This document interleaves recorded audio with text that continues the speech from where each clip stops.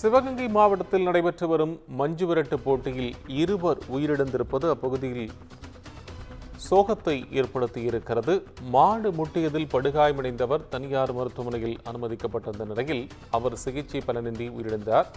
அதேபோல மஞ்சு விரட்டின் போது கண்மாயில் இறங்கிய மாட்டை பிடிக்கச் சென்ற மாட்டின் உரிமையாளர் உயிரிழந்தது பெரும் சோகத்தை ஏற்படுத்தியிருக்கிறது. சிவகங்கை மாவட்டம் சிராவயலில் நீண்ட காலமாக ஜல்லிக்கட்டு போட்டிகள் மஞ்சு விரட்டு போட்டி நடைபெற்று வருகிறது. இந்த சூழ்நிலையில் இந்த மஞ்சு விரட்டு போட்டியில் இருவர் உயிரிழந்திருப்பது பெரும் சோகத்தை ஏற்படுத்தியிருக்கிறது. விவரங்களுடன் செய்தியாளர் பாபு சரவணன் இணைப்பில். பாபு சரவணன், இந்த இருவர் உயிரிழந்திருப்பது தொடர்பாகவும் சிவகங்கை மஞ்சு விரட்டு போட்டி தொடர்பாகவும் தற்போது இருக்கக்கூடிய அண்மை விவரங்களை பதிவு பண்ணுங்க. வணக்கம் கோபால். சிவகங்கை மாவட்டம் திருப்பத்தூர் அருகே உள்ள திராவேலில் இன்னைக்கு மஞ்சு விரட்டு போட்டி நடைபெற்றது.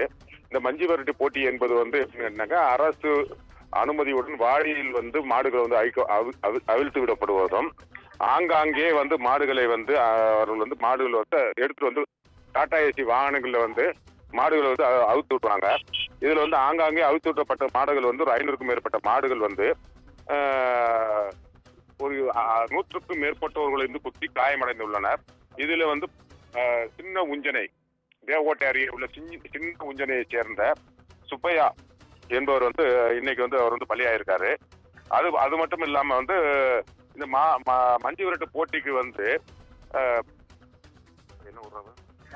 நடுவிக்கோட்டை சேர்ந்த தைனிஷ் ராஜா என்பவர் மாடு எடுத்து மஞ்சு விரட்டு போட்டிக்கு வந்தவரோட மாடு மஞ்சு விரட்டு போட்டியில இந்த கட்டுமாடு மஞ்சு விரட்டு போட்டி அங்கே அவிழ்த்து விடுற மஞ்சு விரட்டு போட்டியில கலந்துக்கிட்ட பின்பு அந்த மாடை அவர் கயிற்றில் கட்டி அவர் ஊருக்கு அழைத்து செல்லும் பொழுது அருகில் உள்ள கம்மாயில அந்த மாடு இறங்கி அவர் தைனிஷ் ராஜாவையும் இழுத்து கொண்டு செத்துச்சு. அப்ப தைனிஷ் ராஜாவுக்கு நீச்சல் தெரியல. அதோட அதுல தாமரை கொடிகள் அதிகமா இருந்த காரணத்தினால மாடு கரையை நோக்கி போயிட்டு இருக்கு. தைனிஷ் ராஜா நடு கம்மாய்க்குள்ள போயிடுறாரு.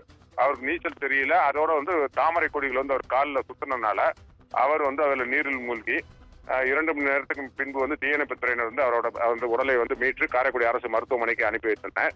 அதே போல் அவர் இழுத்து சென்ற மாடு மறுகரையை அடைவதற்கு முன்பாகவே அந்த மாடு பலியாயிருச்சு.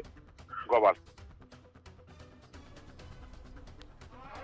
நன்றி பாபு சரவணன், உங்கள் விவரங்களுக்கு நன்றி.